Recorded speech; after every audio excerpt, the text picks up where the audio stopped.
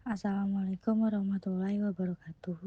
Pada kesempatan ini, kami dari kelompok 5 akan memaparkan materi mengenai pengujian mikrobiologi pada bahan farmasi dan sediaan obat.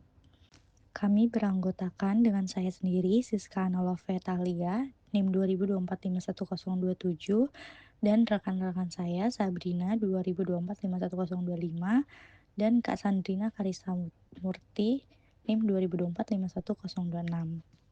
Pengujian mikrobiologi merupakan bagian yang sangat penting dalam pengendalian mutu obat karena berkaitan langsung dengan keamanan, mutu, dan efektivitas obat yang akan digunakan oleh pasien.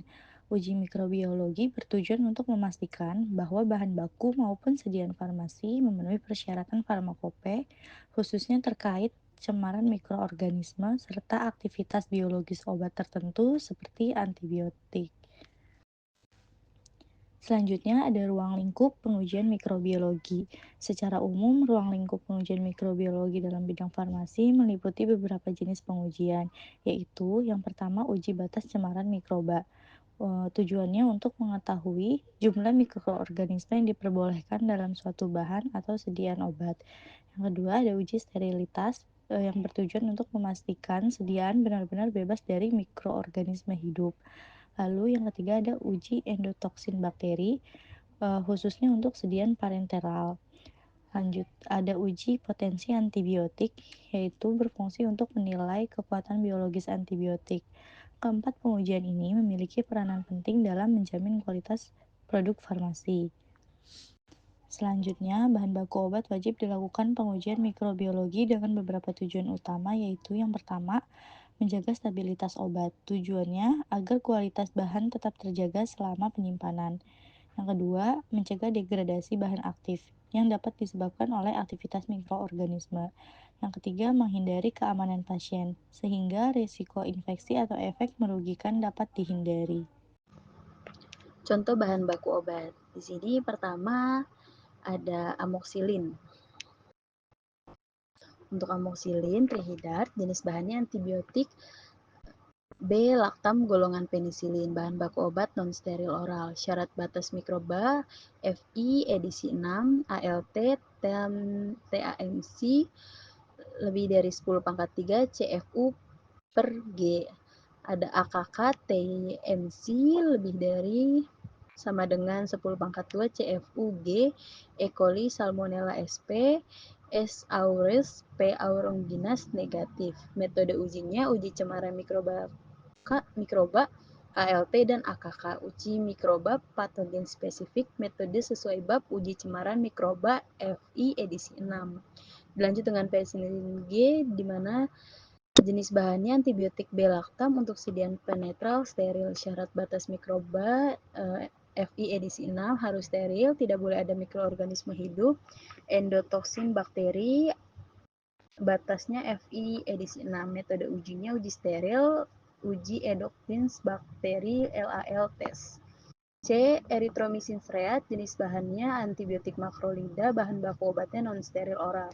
Syarat batas mikroba FI edisi 6, ALT kurang dari sama dengan 10 pangkat 3 CFUG, AKK kurang dari 10 pangkat 2 CFUG, patogen negatif. Metode uji ALT dan AKK uji mikroba patogen sesuai FI edisi 6. Streptomycin sulfat, jenis bahannya antibiotik aminoglikosida, bahan baku obat non-steril atau bahan antara. Syarat batas mikroba FI edisi 6, ALT 10 pangkat 3, AKK 10 pangkat 2, patogennya negatif. Metode ujinya uji cemaran mikroba total dan uji mikroba patogen spesifik. Lalu ada tetrasiklin HCl, jenis bahan bakunya antibiotik spektrum luas, bahan baku obat non-steril. Syarat batas mikroba FI edisi 6, ALT 10 pangkat 3, AKK-nya 10 pangkat 2, E. coli dan patogen lainnya negatif. Metode ujinya ada ALT dan AKK. Uji patogen sesuai FI edisi 6.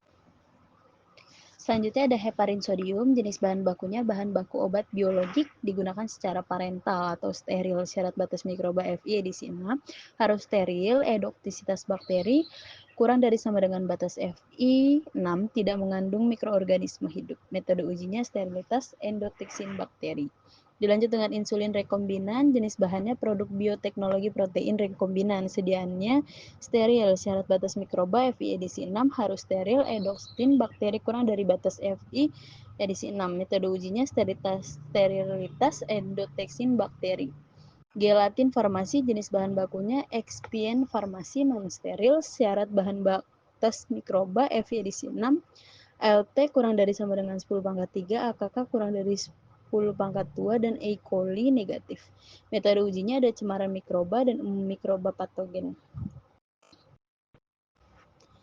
Selanjutnya ada gelatin farmasi. Di sini ada jenis bahannya ekspien farmasi, sama seperti K. Syarat batas mikrobanya FI edisi 6, ALT pangkat 10, AKK pangkat 2, dan juga E. coli negatif. Metode ujinya cemaran mikroba FI edisi 6.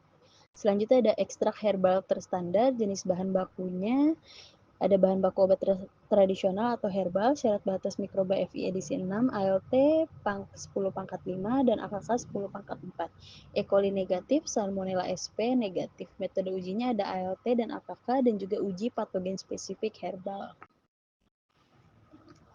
Pengujian mikrobiologi diterapkan pada berbagai bentuk sediaan obat untuk memastikan produk aman dan memenuhi persyaratan mutu.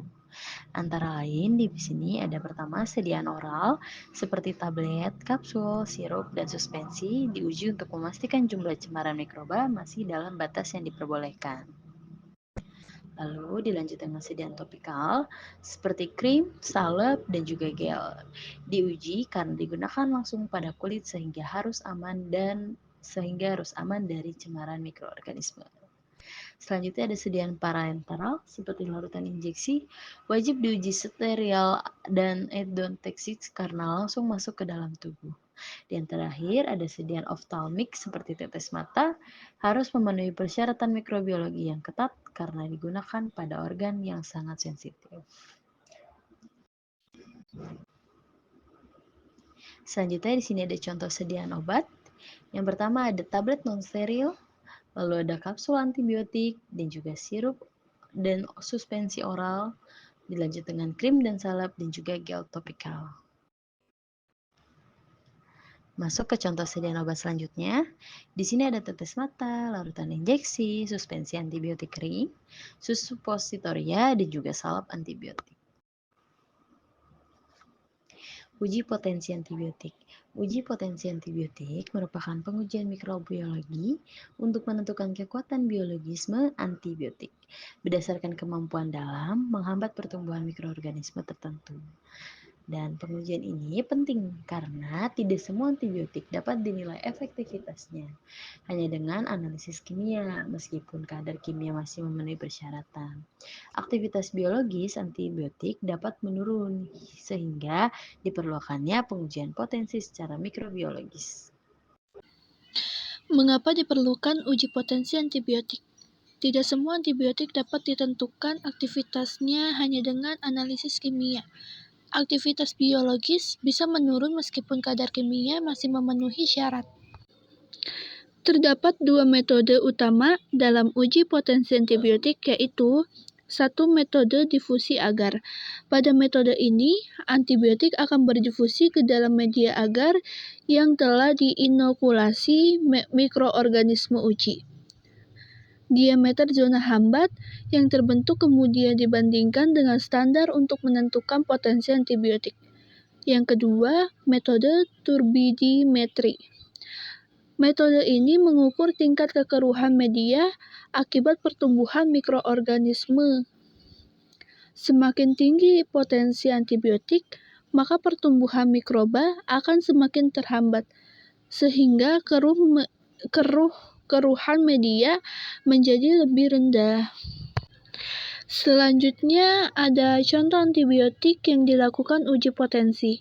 Beberapa contoh antibiotik yang umumnya dilakukan uji potensi antara lain, yang pertama itu ada streptomycin sulfat, yang kedua erythromycin, yang ketiga tetracycline. Antibiotik-antibiotik tersebut memerlukan pengujian potensi untuk memastikan efektivitas terapinya. Lalu untuk kesimpulannya, sebagai kesimpulan dapat disampaikan bahwa pengujian mikrobiologi merupakan sebagian esensial dalam pengawasan mutu obat. Bahan baku dan sediaan obat harus memenuhi persyaratan mikrobiologi sesuai dengan ketentuan farmakope. Khususnya untuk antibiotik tertentu, uji potensi mikrobiologis wajib dilakukan melalui metode mikrobiologi untuk menjamin efektivitas dan keamanan obat. Dalam pelaksanaannya, Farmakope Indonesia United States Pharmacope atau USP dan British Pharmacope atau BP menjadi acuan utama dalam penetapan standar pengujian. Demikian materi yang kami dapat sampaikan. Selebihnya mohon maaf jika ada kesalahan kata. Terima kasih atas perhatian Bapak Ibu dan rekan-rekan sekalian. Saya akhiri. Wassalamualaikum warahmatullahi wabarakatuh. Terima kasih.